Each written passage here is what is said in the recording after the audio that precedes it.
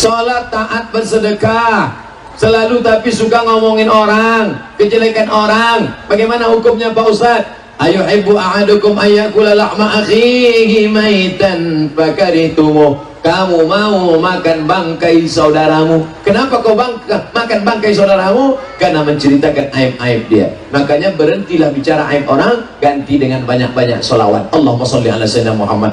Salatullah, salamullah. Allahumma sholli ala sayyidina Muhammad al-Muhammad. Maulaya sholli wa sallim daiman abada ala habibika khairil khalqi kullihim. Allahumma sholli ala sayyidina. Besok kalau ada kawan mau ngajak aib bicara orang, Allahumma sholli ala sayyidina. Tak juga dia berhenti bacakan ayat kursi. Allahul qayyum la taqdir. Insyaallah terbakar.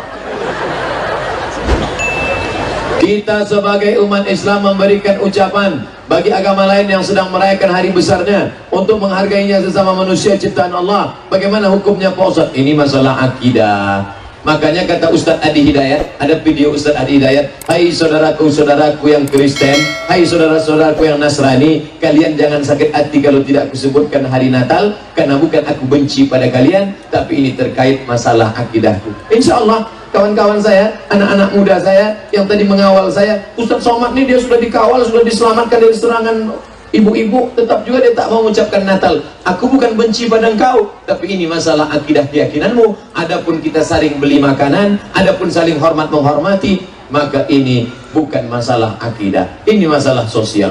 Jadi jangan campur adukan. Apa hukumnya laki-laki sholat di rumah tak ke masjid? Laki-laki yang soleh sholat di masjid, laki-laki yang sholat di rumah, laki-laki solehah.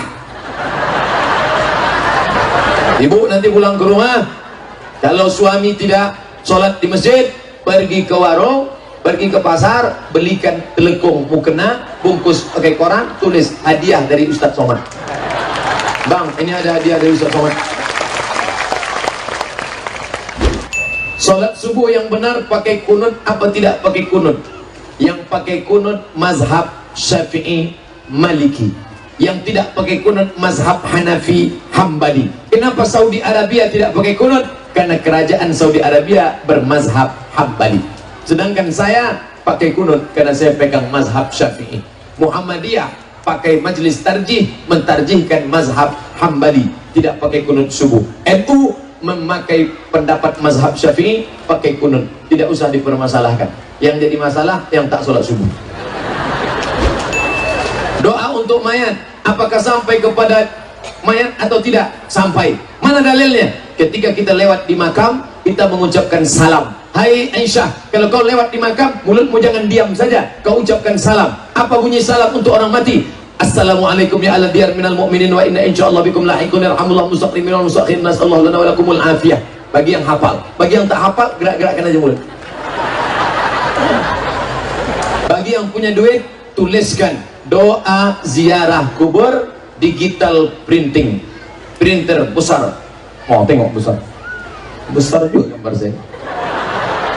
Buat tempel di dekat makam, maka doa orang untuk orang mati sampai. Makanya salam itu dibagi tiga. Salam yang pertama wajib dijawab, salam yang kedua tak boleh dijawab, salam yang ketiga kita tak ingin mendengar jawabannya. Salam yang pertama wajib dijawab, Assalamualaikum warahmatullahi wabarakatuh. Salam yang kedua tak boleh dijawab, nanti salam imam waktu sholat maghrib, Assalamualaikum warahmatullahi, itu tak boleh dijawab. Yang bilang waalaikumsalam Pak Imam. Salam yang ketiga kita tak ingin mendengar jawabannya. Mana itu? Salam ketika lewat kubur. Nanti kami pulang malam habis isya ke Jambi, lewat di kubur ucap salam, Assalamualaikum ya ahlal kubur. Tiba-tiba menjawab ya waalaikumsalam.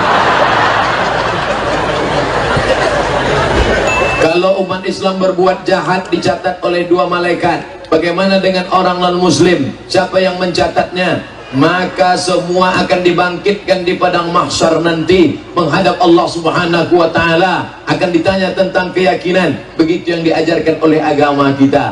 Maka Allah Subhanahu wa taala membebankan kita untuk bersyahadat asyhadu an la ilaha illallah wa asyhadu anna Muhammadan Rasulullah, kita mengakui Nabi Musa, kita mengakui Nabi Isa. Bahkan di dalam Al-Quran ada dua surat khusus untuk Nabi Isa. Yang pertama, nama datuk Nabi Isa. Nabi Isa punya emak namanya Maryam, Maryam punya ayah namanya Imran, Imran punya istri namanya Hannah. Maka surat dalam Al-Quran, surat Al-Fatihah, surat Al-Baqarah, surat Ali Imran, Ali keluarga, Imran punya istri Hannah, Hannah melahirkan anak Maryam, Maryam punya anak Isa alaihi salam. Setelah surat Al-Kahfi ada satu surat lagi, surat Maryam. Maka kita menghormati, memuliakan Nabi Isa alaihi salam. Ada surat nama datuknya Ali Imran, ada surat nama ibunya surat Maryam. Kalau mau tahu tentang Nabi Isa, baca sedetail-detailnya dalam surat Ali Imran dan surat Maryam. Mohon maaf, saya mau bertanya, apa hukumnya apabila ada non muslim mengucapkan salam? Apakah kita harus menjawab? Nabi mengajarkan, idza sallama alaikum ahlul kitab faqulu wa alaikum. Kalau saudaramu yang bukan seagama, sama-sama manusia, mengucapkan salam kepadamu, maka kau jawab jawabannya wa alaikum. Karena Nabi bertetangga dengan non muslim, Yahudi Bani Nadir, Yahudi Bani Quraizah, Yahudi Bani Qainuqa, Yahudi Khaybar di Madinah. Mereka mengucapkan salam ke Nabi, assalamualaikum ya Muhammad. Jawabannya wa'alaikum. Apa arti wa'alaikum? Kamu juga. Selamat untukmu Abdul Somad, kamu juga. Selamat untukmu Hai Fulan, kamu juga. Begitu jawabannya. Assalamualaikum, wa'alaikum. Ustadz, kami santri pondok pesantren, bagaimana cara belajar Ustadz sampai paham? Oh, saya lari dari pesantren, tak tahan saya di pesantren, dipukul pakai batang sapi. Saya pula bandel dulu pesantren, tapi saya tetap belajar. Lalu kemudian, Ustadz dulu gimana cara belajar di Mesir? Saya ringkas buku yang tebal-tebal tuh, saya ringkas. Belajar sama kakak-kakak kelas, anak-anak Jambi ini banyak kakak kelas saya. Saya masuk salah satu kakak kelas ini yang ada bersama kami, rombongan satu dari Medan, Bang Iqbal Sauki, satu lagi dari Jambi, Ustadz Ican. Ini kakak kelas saya. Dia tanya, Bang Ican, bagaimana cara membaca mukoror diktat ini? Kau kasih baris macam Quran. Nah, itu dia yang ngajarin. Buku Arab gundul di Kairo, bagaimana cara? Kasih baris macam Quran. Oh, dikasih baris semua biar tahu. Habis itu dihafal. Siapa yang tidak lulus 14 mata kuliah, putus beasiswa. Siapa yang putus beasiswa, 25% turun. Kalau 3 tahun tidak lulus-lulus, DO. Kalau sudah DO, diusir dari asrama, tidak dikasih tiket pulang, siap-siap hanyut dari Sungai Nil. Maka kami belajar serius, tak berani macam-macam. Termasuk saya, tak berani macam-macam. Pak Ustadz, apa hukum menggunakan cincin batu akik? Ini nyindir saya nih. Janganlah begitu. Dari awal kita udah sepakat jangan sindir-menyindir. Saya kan pakai batu nih. Ini dikasih kawan dari Kalimantan, Pontianak, dikasih. Saya pakai sampai sekarang. Apa hukumnya pakai cincin? Apakah ada hadis tentang menggunakan cincin? Ada. Nabi pakai cincin. Di mana cincinnya? Di kelingking sebelah kanan. Nabi cincin sebelah kelingking. Kenapa Ustaz tak pakai kelingking? Jari saya kecil, kurus. Kalau saya letakkan di sini, takut saya pas Allahu Akbar, lepas. Pas terlepas, ya kalau jatuh ke tanah. Kalau jamaah sedang mengangkat, masuk. Boleh, apa salahnya? Selama tidak meyakini dia memiliki kekuatan khasiat yang tak baik. Kalau Anda lahir bulan Mei, bintang Anda Gemini, pakailah batu rubi warna merah, maka aura merah Anda akan bangkit. Wajah Anda merah, biji mata Anda merah. Kalau perkara biji mata merah, ikan busuk pun merah juga matanya. Ustaz kenapa pakai? Saya suka aja. Saya pakai batu. Batu apa tuh Pak Ustaz? Cubung. Dari mana? Pontianak, Kalimantan. Bolehlah Pak Ustaz. Gila beli sana. Satu cukup lah. Yang belum sampai dipakai 3 biji. Ini cincin sampai 3. Oh mana-mana begini aja dah. Di mana acara kita nanti? Sana. 1 oke. 2 oke. Jangan terlalu besar. Ini pakai besar-besar, masih besar batu gilingan. Orang pun sholat tak lagi menengok kasut, nengok cincin kita sudah. Assalamualaikum warahmatullahi wabarakatuh. Sudah ada ya.